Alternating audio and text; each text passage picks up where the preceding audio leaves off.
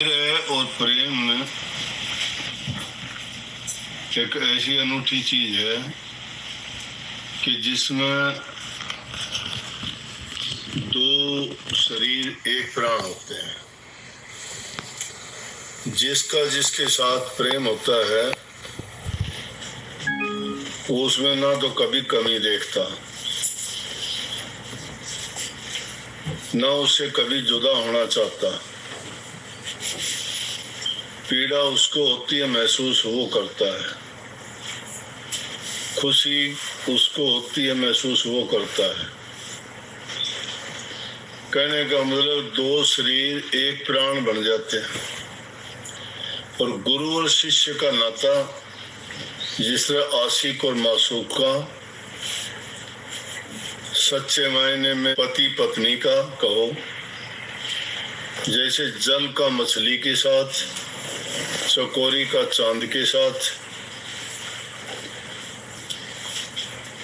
पतंगे का दीपक के साथ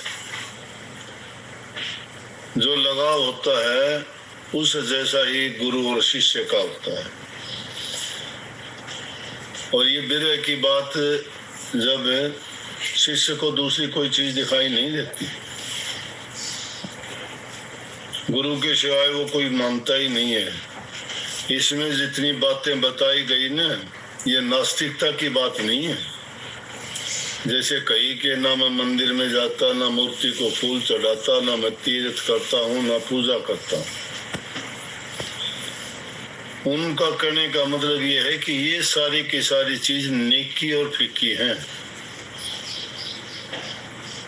और जो चीज मुझे चाहिए वो सब सतगुरु के चरणों में उनके आशीर्वाद से मुझे प्राप्त हो जाती है। तो फिर वो एक एक चीज के लिए क्यों मैं अलग अलग जगह पे जाऊं। सहजोबाई ने इसी बात को एक दोहे के द्वारा बहुत सुंदर ढंग से कहा है। बार बार सत्संगों में सुनते भी हो, बोलते गाते भी हो। वो कहते 68 तीर्थ गुरु चरण पर भी होत अखंड, सहजो ऐसा धाम नहीं सकल अंड ब्रह्मांड। कि पूरे ब्रह्मांड में गुरु के चरणों के सिवाय ऐसा कोई धाम नहीं है, ऐसी कोई जगह नहीं है जिसमें 68 तीर्थों का फल है। गुरु के चरण में 68 तीर्थों का फल है, लेकिन वो गुरु के चरण समझने में देरी करते हैं, वो समझ में नहीं आती बात। शरीर की पूजा करते हैं। संतों ने खोल के बताई है कि गुरु तेरे अंतर में बैठा है, और गुरु के चरण अगर मानते हो तो त्रिकुटी के स्थान पे गुरु के चरण होते हैं। उस दर्जे तक नहीं पहुंचा जाता जब तक गुरु के चरण नहीं मिलते। और त्रिकुटी तीन लोक में सबसे ऊंचा दर्जा है, जहाँ तीनों शक्तियों का वास है। इसलिए कही कि 68 तीर्थों गुरु के चरण में ही मिल जाते हैं। लेकिन एक सच्चे भक्त को और आध्यात्मिक जो के मानने वाले, इस पथ पर चलने वाले हैं, उनकी आखिरी मंजिल नहीं है।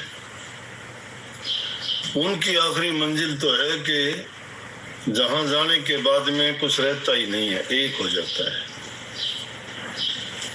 तो जीव जब ऐसी कामना करता है और जब एकता उसमें आ जाता है, जिसको महर्षि जी ने एक शब्द में लिखा है कि बूंद में सिंध, सिंध में बूंदे, और बूंद सिंध दो एक हुए, बूंद सिंध का झगड़ा मन में उनके लिए अनेक हुए। बूंद में और सागर में कोई अंतर नहीं है, वही पानी उसमें है, वही बूंद में है। वो उससे बिछड़ी हुई है, उस बूंद में ही पूरा सागर समाया हुआ है, क्योंकि सारा गुण उसमें वही है और उसमें भी वही गुण है। जब वो बूंद उसमें जल में मिल जाती है तो बूंद और सागर एक हो जाते हैं, बूंद और सिंध एक हो जाते हैं। लेकिन जो उनमें दूसरापन समझता है तो उनके लिए तो अनेक हो जाते हैं, एक से दो, दो से तो अनेकों हो गए। लेकिन सच्ची प्रीति को प्रेमा भक्ति कहते हैं। हमने परमात्मा को देखा नहीं, ना किसी ने बताया ठिकाना कहाँ है उसका, रंग क्या है, रूप क्या है, किस तरीके से मिलेगा। अनेकों तरीके अपनाए, इसीलिए अलग अलग पंथ मजहब चले। किसी ने जप के द्वारा, किसी ने तप के द्वारा, किसी ने और कठोर साधना करके, कोई व्रत के द्वारा, कोई यज्ञ हवन, कोई पूजा पाठ, कोई प्रार्थनाओं के द्वारा, अलग अलग तरीकों से उनको खोजने का प्रयास करा। लेकिन जिसने पा लिया वो उसका वर्णन नहीं कर पाया। क्यों नहीं कर पाया कि ना तो उसका कोई ऐसा स्थान है जहाँ पर वो बैठा हुआ है, ना वो किसी मंदिर में है, ना मस्जिद में है, ना गुरुद्वारे में है। वो है तो एक मंदिर है, वो तुम्हारा अपना शरीर है, इसी मंदिर में विराजमान है। इसीलिए उसको अगर अंदर में हम प्रवेश कर जाएं और खोजने का प्रयास करें तो बड़ा सुलभ तरीके से मिल जाएगा। तो संतों ने फरमाया कि इसमें न घर छोड़ने की जरूरत है, न काम छोड़ने की जरूरत है, न बच्चे छोड़ने की जरूरत है। दुनिया में रहते हुए सारे काम सहज भाव से करते हुए, सहज भाव जरूरत के मुताबिक, ये नहीं कि किसी चीज में पढ़ के उस चीज के बन के ऐसे फंस जाओ कि जिस प्रकार से मधुमक्खी फंस जाती है, मकड़ी अपने जाल में फंस जाती है, उसे निकलना ही नहीं चाहती। इंसान भी वही करता है, अपना ही ताना बाना खुद बनता है। शादी करी, बच्चे हो गए, काम किए, अब उनको संसारी चीजों की जरूरत है, तो ताना बाना चलता रहता है, पूरी जिंदगी चलता रहता है। तो संतों ने कहा वो छोड़ने की तो जरूरत नहीं है, लेकिन उसको जैसे कह दिया कि आदमी नेकी करे और छोड़ दे, उसको फंसने की जरूरत नहीं है। किसी के होते हुए भी किसी के नहीं है, हम सबके होते हुए किसी के नहीं है, और ना हमारा कोई है। हमारा है तो सतगुरु है, क्योंकि सतगुरु हमें उस रास्ते की ओर लेके जाता है, अज्ञान और भ्रम मिटाता है, बुराई हमारी छुटवाता है। तो जी परमात्मा को तो हमने नहीं देखा, लेकिन सतगुरु को तो देखा है। इसलिए एहसान किसका? सतगुरु का। इसलिए कही है कि मुझे और किसी को पूजने की जरूरत ही नहीं है, जब सतगुरु मेरे सामने है। तो सतगुरु को इस सब कुछ मान के मैं उनके साथ अगर सच्ची प्रीति का नाता जोड़ लूंगा, प्रेम अगर उनसे करूंगा, तो वही मेरी प्रेमा भक्ति, वही हमारी नाम भक्ति, वही हमें सेवा भक्ति सिखाएगी, और वही हमें सच्ची भक्ति जिसमें हमारा उद्धार, कल्याण और जन्म मरण से छुटकारा पाने का तरीका वो मिले। इसलिए शिष्य को ये चाहिए कि अपने गुरु को ही सब कुछ मान ले, लेकिन गुरु होना चाहिए पाखंडी नहीं, ठग नहीं, लुटेरा नहीं। आज के युग में गुरु कहाँ है? गुरु नहीं मिलते। करनी का गुरु जब तक नहीं मिलता, जिसको हम शब्द गुरु कहते हैं, शब्द भेदी गुरु ही नहीं होता कोई। अब तो देखा देखी, लुटेरे, ठग, दुकान बन गई, धर्म भी दुकान होगी, व्यवसाय हो गया, व्यवसायी हो गए धर्मात्मा जितने हैं। धर्मवेत्ता प्रचार करते हैं, जबान से कहते हैं, लेकिन सच्चाई नहीं है। सच्चाई किस लिए नहीं कि खुद उस रास्ते पे नहीं चले। अगर उस रास्ते पे चलते तो वो जरूरत ही नहीं थी पाखंड करने की। एक तरफ से झूठ बोलते हैं, कपट करते हैं, ठगी करते हैं, लोगों को बहकाते हैं, भरम मिटाने की बजाय भरम में बांध देते हैं, लोगों में द्वेष, ईर्ष्या पैदा कर देते हैं। उस धर्म को ना मानो, उस गुरु को ना मानो, उस चीज को ना मानो। अरे किसको क्यों नहीं मानो? सब चीज बराबर तो नहीं होती। कहीं सुई काम करती है, कहीं तलवार काम करती है, कोई कहीं कलम काम करती है, तो कहीं और दूसरी चीज अपनी जगह पे काम करती है। दुनिया में रहते हुए हमें जरूरत तो पड़ेगी ना, सामाजिक प्राणी हैं हम। समाज में रहते हुए अपनी जरूरतें समाज से पूरी होंगी, लेकिन उस समाज के बर्ताव में सच्चे व्यवहार, सच्चे रिश्ते और सत्य कर्म अगर हम करें, मन से, वचन से और कर्म से पवित्र रहें, तो सारे काम हमारे सही होंगे। किसी बुराई को देख के बुरे मत बनो, बुरा करने वाले के साथ कभी बुरा ना करो, फिर हमें और उसमें कोई अंतर नहीं है।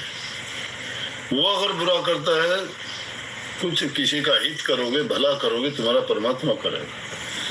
लेकिन तुम्हारा कोई बुरा करेगा ना, तुम शांति से अगर देखोगे, कुछ दिन में उसका नतीजा उसी को मिल जाएगा। धैर्य रख के देखोगे। अगर तुम किसी की भलाई करते हो, उसके बदले में तुम्हें मिलेगा, कोई रोक नहीं सकता। राजा भोज की अनेकों कहानियां सुनी होंगी आपने। राजा भोज के टाइम की बात है। कालिदास उनके 12 रत्नों में से एक मुख्य रत्न थे। कालिदास अनपढ़ होता था, लेकिन एक लड़की की जिद के कारण उस मूर्ख के साथ शादी कर दी, और वही कालिदास फिर ऐसा हुआ कि अपने हिंदुस्तान में सबसे बड़ा कवि कहलाया। हिंदुस्तान का शेक्सपियर कहते हैं उसको। अंग्रेजी लेखक शेक्सपियर बहुत प्रसिद्ध हुए, लेकिन अपने देश में कालिदास को ही शेक्सपियर कहते हैं। काफी उन्होंने किताबें लिखी, मेघदूत लिखी, मालवी के अग्निमित्रम लिखी, राजा भोज के ऊपर लिखी, शकुंतलम उसने नाटक लिखा। बहुत बड़े कवि थे। बाद में हुए वो, पहले तो अंगूठा छाप थे, कुछ नहीं पता। अब वो राज दरबार में 12 रत्नों में शामिल थे राजा भोज। तो एक दिन चले जा रहे थे, रास्ते में देखा एक आदमी नंगे पैर, गर्मी का महीना, तपती जमीन, उस गरीब के पैरों में छाले पड़े हुए। कालिदास ने देखा, देख के उसको दया आई कि देखो इसकी तो बहुत बुरी हालत है, बेचारे को बहुत पीड़ा होगी, बहुत दर्द होगा। उसने अपने जूते निकाल के उसको दे दिए और कहने लगे, देखो महापुरुषों की बात अजीब होती है। उसको जूते दे के कहने लगे, इसका दान मत समझना, ये दान मत समझना, ये सहायता है आपकी, मैं सहायता कर रहा हूँ। आपके पैर बहुत खराब हो चुके हैं, घाव हो गए ज्यादा गर्मी के कारण। उसको जूते पहना दिए, लेकिन कालिदास की वो हालत हो गई। जमीन तो तपती हुई थी ना, बहुत गर्म। अब वो तो शायद घूमता हुआ बेचारा बर्दाश्त करता भी उसको, लेकिन वो तो कभी जूते निकाले ही नहीं थे। राजभवन में रहने वाला, राजा के नजदीक रहने वाला, लेकिन मन पवित्र था, उसकी भावना अच्छी थी, दान करने की प्रवृत्ति उसकी थी, दूसरे की पीड़ा और दर्द को समझना उसके दिल में एक दया थी, और उस दया के कारण जो उसको अपने जूते दे दिए। अपने जूते उसको देने के बाद उसके पैर झुलस गए उसी तरह से उस गर्मी में। इतनी देर में क्या देखता है, महावत आता है, हाथी है, कवि है दरबार का।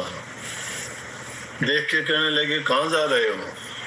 बोले, अगर दरबार की तरफ चलना हो तो आ जाओ, हाथी पे सवार हो जाओ। जूते दिए थे हाथी की सवारी में, पैदल चलने का नहीं रहा, हाथी की सवारी दे दी। ब्याज समेत देता है वो, इतवार नहीं हमारा। यहाँ रुकी नहीं बात अभी। जब उसे हाथी पे चढ़ के दरबार में गया, राजा भोज सामने से आ गया। देख के बोले, कालिदास आज हाथी पे कैसे? बोला, जहाँ बना क्या बताऊं, आज घटना ऐसी होगी। बोले, हाथी दे दिया परमात्मा ने मुझे। परमात्मा ने इन्होंने हाथी की सवारी दे दी, एक जूती के बदले। एक जूती के बदले मुझे ये हाथी की सवारी दे दी उन्होंने। अब राजा भोज था, जिसके दान के किस्से, दया के, प्रेम के अनेकों किस्से, कहानियां हैं। तो रोजाना का जिसका काम हो समझ गया वो भी। कहने लगे, कैसे? नले गरीब था बेचारा, पैदल नंगे पैर जा रहा था, मैंने उसको मेरी जूतियां दे दी, तो परमात्मा ने मेरे लिए हाथी भेज दिया सवारी के लिए। बोला जब खुदा इतना मेहरबान हो गया तेरे ऊपर, जाओ ये हाथी तुझे ही दान कर दिया, ले जा। एक जूती के कारण, जूती के दान करने से हाथी मिल गया उसको। तो नेकी कभी छिपती नहीं है, लेकिन बीच में अगर कोई ऐसी बात होती है, तुम्हारे नेकी करने के रास्ते में बाधा बढ़ता है ना, तो उसमें रुको ना, अच्छा काम करने में करो, अच्छा करो, दुश्मन का भी अच्छा करो, तुम्हारा अच्छा होगा, तुम्हारा बुरा नहीं होगा, तुमने बुरा नहीं किया। बुरा जो करता है उसको उसका नतीजा मिलेगा बुरे का। भक्ति अकेली कोरा नाम का सुमरण करने से भक्ति नहीं हो जाती। भक्ति हमारे कर्म में होनी चाहिए। कर्म कैसा, चाहे वो हम शरीर से करते हैं, चाहे मन से करते हैं, चाहे जबान से करते हैं, जब तक हमारा कर्म पवित्र नहीं है ना, तब तक हमारा धर्म नहीं है। कर्म और धर्म दोनों जुड़े हुए हैं। कर्म में धर्म होना चाहिए। धर्म में कर्म बाधा नहीं बढ़ता कभी भी। नेकी का नाम धर्म है। नेकी कर्म में जब हो जाएगी तो धर्म और कर्म दोनों एक। इसीलिए कह नहीं देते हम का ये किसी कर्म धर्म का ही नहीं है। मतलब ना तो इसको धर्म की कोई ज्ञान है और कर्म कोई ऐसा करता ही नहीं, इसलिए ना इसका कर्म है ना धर्म है। कर्म और धर्म एक दूसरे से जुड़े हुए हैं। जिसके हृदय में प्यार होता है उसके हृदय में दया भी होगी। जिसके हृदय में दया होती है वो दानी भी होगा। ईर्ष्या द्वेष ये नहीं रहेंगी, ये एक दूसरे की विरोधी है। ये महानता के गुण है। विशाल हृदयता होनी चाहिए। विशाल हृदय जिसका होता है वो सब चीजों को खपा लेता है।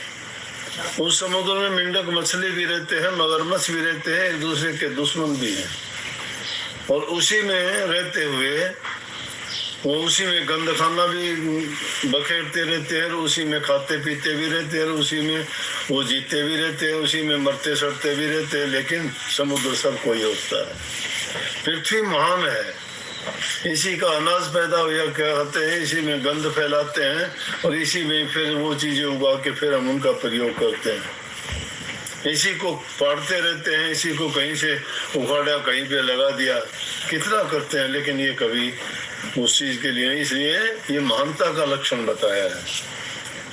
तो महापुरुषों ने फरमाया कि खोद खाद धरती से है, काट बाट बनना, कटु जबर सज्जन शहर और से शहर नहीं। सज्जनता का गुण ये है कि वो कठिन बातों को, बुरी बातों को भी बर्दाश्त कर लेगा, लेकिन अपनी महानता को नहीं छोड़ता।